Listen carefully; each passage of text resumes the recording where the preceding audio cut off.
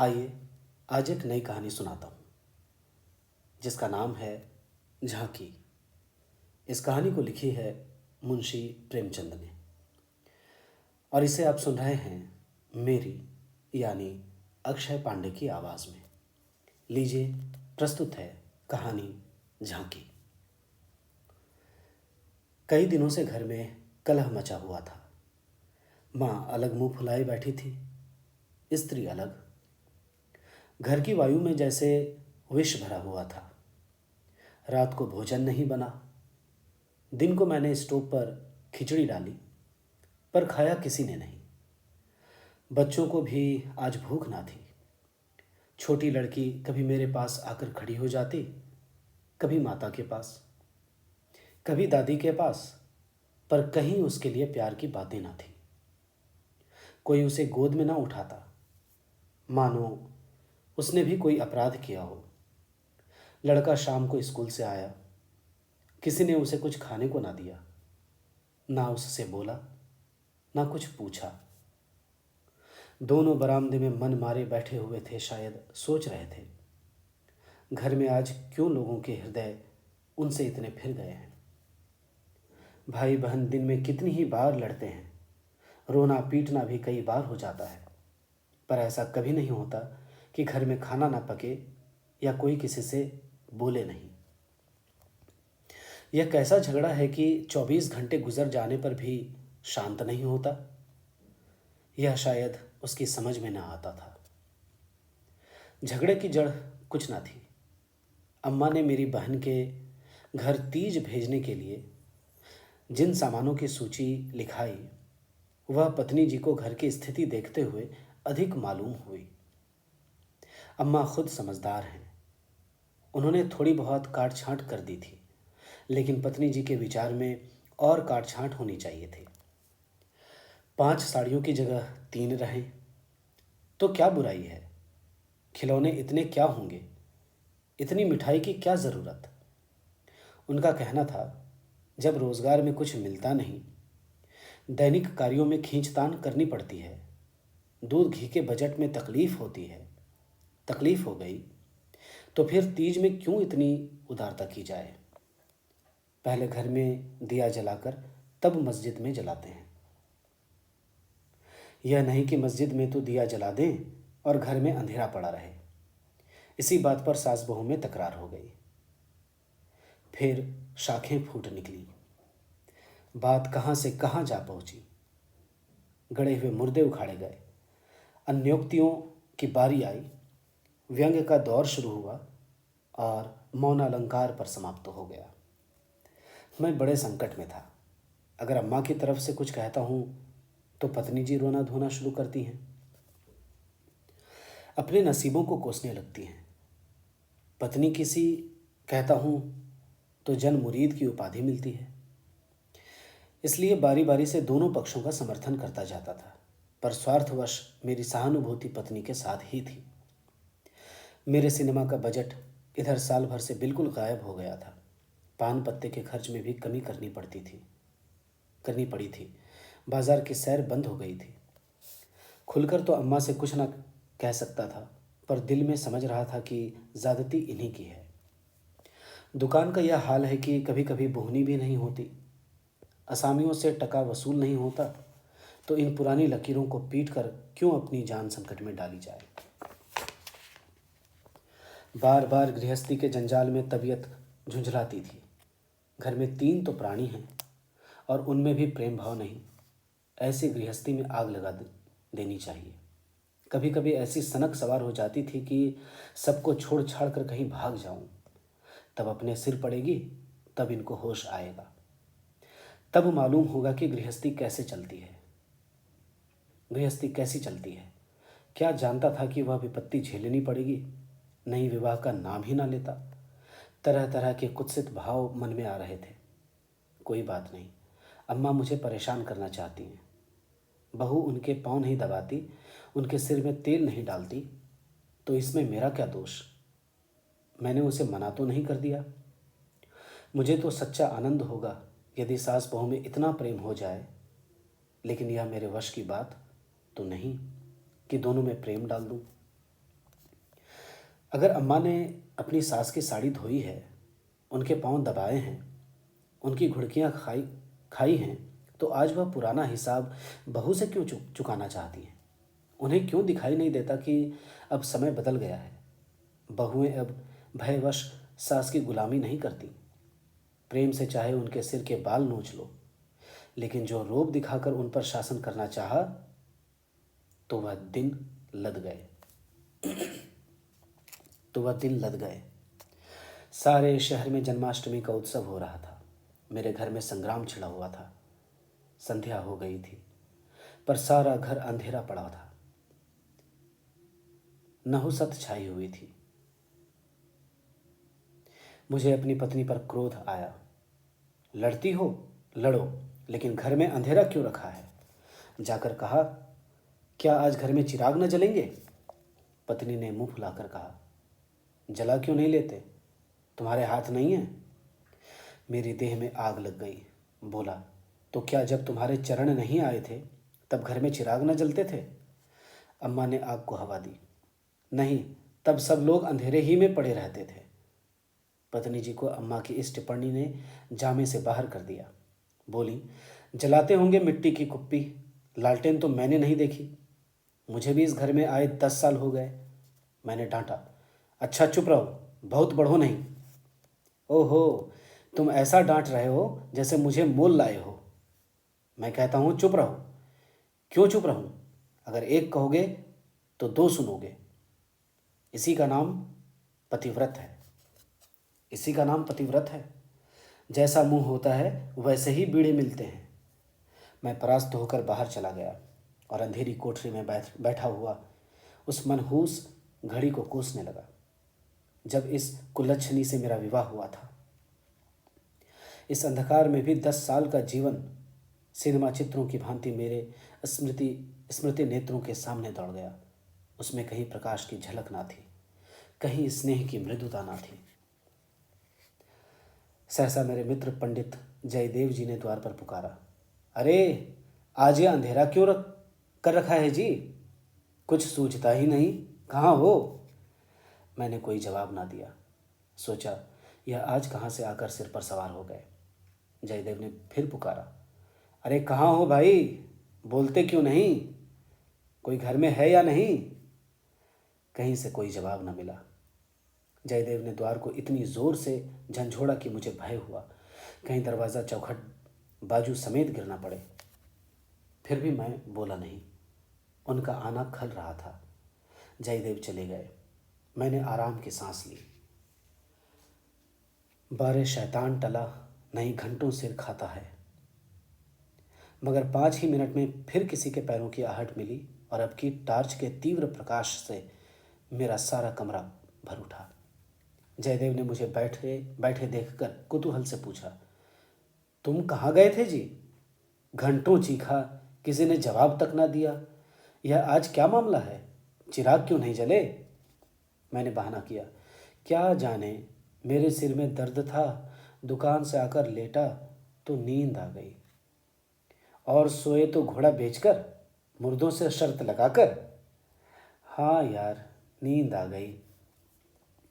मगर घर में चिराग तो जलाना चाहिए। यह उनका रिट्रेंचमेंट कर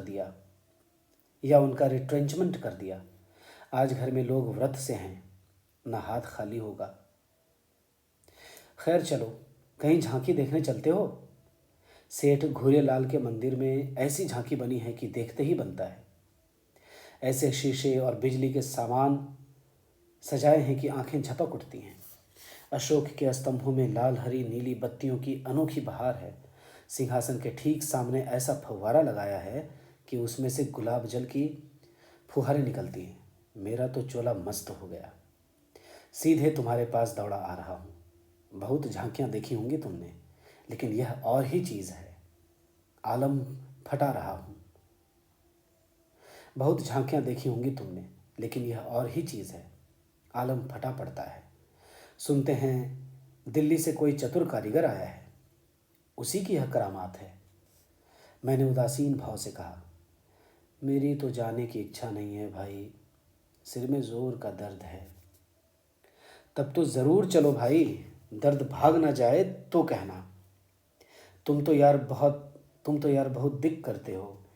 इसी मारे मैं चुपचाप पड़ा था कि किसी तरह यह बला टले, लेकिन तुम सिर पर सवार ही हो गए। कह दिया मैं न जाऊंगा, और मैंने कह दिया मैं ज़रूर ले आऊंगा। मुझ पर विजय पाने का मेरे मित्रों को बहुत आसान नुस्खा याद है। यूं हाथापाई, धींगा मुश्ती, धौला धप्पा। मैं किसी से पीछे रहने वाला नहीं हूँ, लेकिन किसी ने मुझे गुदगुदाया और मैं परास्तु हुआ। फिर मेरी कुछ नहीं चलती। मैं हाथ जोड़ने लगता हूँ, घिघियाने लगता हूँ और कभी कभी रोने लगता हूँ। जयदेव ने वही नुस्खा आजमाया और उसकी जीत हो गई। संधि की यह शर्त ठहरी संधि की यह शर्त ठहरी कि मैं चुपके से झांकी देखने चला चलूं। सेठ घूरेलाल उन आदमियों में हैं जिनका प्रातः को नाम ले लो तो दिन भर भोजन ना मिले। उनके मक्खी चूस पने उनके मक्खी चूस पने की सैकड़ों ही दंत कथाएं नगर में प्रचलित हैं। कहते हैं कि एक बार मारवाड़ का एक भिखारी उनके द्वार पर डट गया कि भिक्षा लेकर ही जाऊंगा। सेठ जी भी अड़ गए थे कि भिक्षा ना दूंगा चाहे कुछ हो। मारवाड़ी उन्हीं के देश का था। कुछ देर तो उनके पूर्वजों का बखान करता रहा, फिर उनकी निंदा करने लगा। अंत में द्वार पर लेट रहा। सेठ जी ने रत्ती भर परवाह ना की। भिक्षुक भी अपनी धुन का पक्का था। 7 दिन द्वार पर बेदाना पानी पड़ा रहा और अंत में वहीं पर मर गया। तब सेठ जी पसीजे और उसकी क्रिया इतनी धूमधाम से की कि बहुत कम किसी ने की होगी। 1 लाख ब्राह्मणों को भोजन कराया और लाख ही उन्हें दक्षिणा में दिया। भिक्षुक का सत्याग्रह सेठ जी के लिए वरदान हो गया। उनके अंतःकरण में भक्ति का जैसे स्रोत खुल गया। अपनी सारी संपत्ति धर्मार्थ अर्पण कर दी। हम लोग ठाकुर द्वारे में पहुंचे तो दर्शकों की भीड़ लगी हुई थी। कंधे से कंधा छिलता था। आने और जाने के मार्ग अलग थे, फिर भी हमें आध घंटे के बाद भीतर जाने का अवसर मिला। जयदेव सजावट देख देख कर लोटपोट हुए जाते थे, पर मुझे ऐसा मालूम होता था कि इस बनावट और सजावट के मेले में कृष्ण की आत्मा कहीं खो गई थी। उनकी वह रत्न जटित जटित बिजली से जगमगाती मूर्ति देखकर मेरे मन में ग्लानि उत्पन्न हुई। इस रूप में भी प्रेम का निवास हो सकता है? हमने तो रत्नों में दर्प और अहंकार ही भरा देखा है। मुझे उस वक्त यह याद ना रही कि यह एक करोड़पति सेठ का मंदिर है और धनी मनुष्य धन में लौटने वाले ईश्वर ही की कल्पना कर सकता है। धनी ईश्वर में ही उनकी श्रद्धा हो सकती है। जिसके पास धन नहीं वह उनकी दया का पात्र हो सकता है, श्रद्धा का कदापि नहीं, कदापि नहीं। मंदिर में जयदेव को सभी जानते हैं। उन्हें तो सभी जगह सभी जानते हैं। मंदिर के आंगन में संगीत मंडली बैठी हुई थी। केलकर जी अपने गंधर्व विद्यालय के कई शिष्यों के साथ तंबूरा लिए बैठे थे। पखावज, सितार, सरोद, वीणा और जाने कौन कौन से बाजे जिनके नाम भी मैं नहीं जानता उनके शिष्यों के पास थे। कोई गीत बजाने की तैयारी हो रही थी। जयदेव को देखते ही केलकर जी ने पुकारा। मैं भी तैफूल में जा बैठा। एक क्षण में गीत शुरू हुआ। समा बंध गया। जहाँ इतना शोरगुल था कि तोप की आवाज़ भी ना सुनाई देती, वहाँ जैसे माधुरी के उस प्रवाह ने सब किसी को अपने में डुबा लिया। जो जहाँ था वहीं मंत्रमुग्ध सा खड़ा था। मेरी कल्पना कभी इतनी सचित्र और सजीव ना थी। मेरे सामने ना वह बिजली की चकाचौंध थी, ना वह रत्नों की जगमगाहट, ना वह भौतिक विभूतियों का समारोह। मेरे सामने वही यमुना का तट था, गुलमलताओं का घूंघट मुंह पर डाले हुए। वही मोहिनी गौएं थीं, वही गोपियों की जल क्रीड़ा, वही वंशी की मधुर ध्वनि, वही शीतल चांदनी और वही प्यारा नंद किशोर जिसकी मुख छवि में प्रेम और वात्सल्य की ज्योति थी, जिसके दर्शनों ही से हृदय निर्मल हो जाते थे। मैं इसी आनंद विस्मृति की दशा में था कि कंसर्ट बंद हो गया और आचार्य केलकर के एक किशोर शिष्य ने धुरपद आलापना शुरू किया। कलाकारों की आदत है कि वह शब्दों को कुछ इस तरह तोड़ मरोड़ देते हैं कि अधिकांश सुनने वालों की समझ में नहीं आता, कि क्या गा रहे हैं। इस गीत का एक शब्द भी मेरी समझ में ना आया, लेकिन कंठ स्वर में कुछ ऐसा मादकता भरा लालित्य था कि प्रत्येक स्वर मुझे रोमांचित कर देता था। कंठ स्वर में इतनी जादू भरी शक्ति है, इसका मुझे आज कुछ अनुभव हुआ। मन में एक नए संसार की सृष्टि होने लगी, जहाँ आनंद ही आनंद, प्रेम ही प्रेम, त्याग ही त्याग है। ऐसा जान पड़ा, दुख केवल चित्त की वृत्ति है, सत्य है केवल आनंद। एक स्वच्छ करुणा भरी कोमलता जैसे मन को महसूसने लगी। ऐसी भावना मन में उठी कि वहाँ जितने सज्जन बैठे हुए थे, सब मेरे अपने हैं, अभिन्न हैं। फिर अतीत के गर्भ में मेरे भाई की स्मृति मूर्ति निकल आई। मेरा छोटा भाई बहुत दिन हुए मुझसे लड़कर घर की जमा जथा लेकर रंगून भाग गया था और वहीं उसका देहांत हो गया था। उसके पाशविक व्यवहारों को याद करके मैं उन्मत्त हो उठता था। उसे जीता पा जाता तो शायद उसका खून पी जाता, पर इस समय उस स्मृति मूर्ति को देखकर मेरा मन जैसे मुखरित हो उठा। मैं उसे आलिंगन करने के लिए व्याकुल हो गया। उसने मेरे साथ, मेरी स्त्री के साथ, माता के साथ, मेरे बच्चों के साथ जो जो कटु, नीच और घृणास्पद व्यवहार किए थे, वह सब मुझे भूल गए। मन में केवल यही भावना थी, मेरा भैया कितना दुखी है। मुझे इस भाई के प्रति कभी इतनी ममता न हुई थी। फिर तो मन की वह दशा हो गई जिसे विवलता कह सकते हैं। शत्रु भाव जैसे मन से मिट गया हो।